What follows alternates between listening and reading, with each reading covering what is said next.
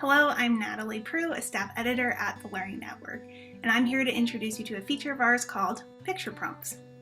Picture prompts are one of the ways we provide a platform for student voice and strengthen literacy skills along the way. There are accessible, image-driven writing prompts that use the New York Times photographs, illustrations, GIFs, videos, graphs, and charts to inspire a variety of kinds of writing.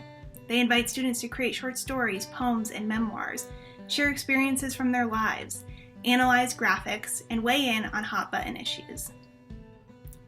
Here's how it works. Tuesday through Friday during the school year, we select an intriguing image from somewhere in the New York Times.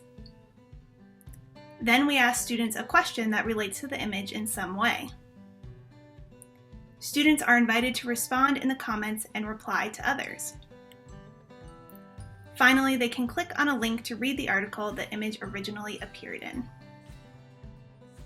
Let's take a look at one we did last May, which, as you'll recall, was about a couple months into the pandemic in the United States. It's called Restaurant Food. In this piece, we chose an image of 12 different dishes from restaurants across the country.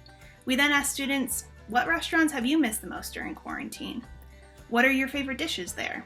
If you had the recipe, would you ever want to try to create any of those dishes in your own kitchen? Why or why not? Students had some great responses. For example, Arlene from New York wrote, "The restaurant that I miss most during this quarantine is La Casa del Mofongo, which is a Dominican restaurant.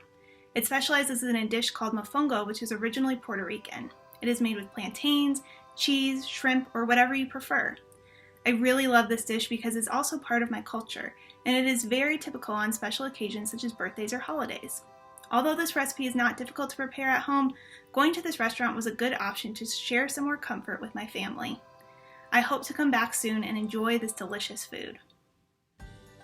Students from all over the country and even around the world have an opportunity to share their thoughts and experiences about a topic in a low-stakes environment. And the pictures we pick really help get their thinking started.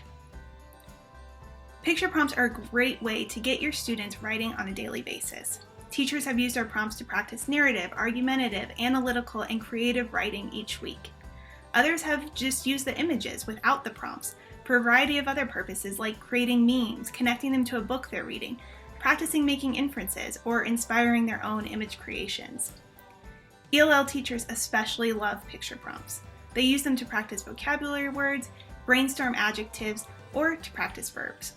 You can find the prompts we've published in our picture prompts column, our writing prompts column, or in the end of year roundups we publish each summer.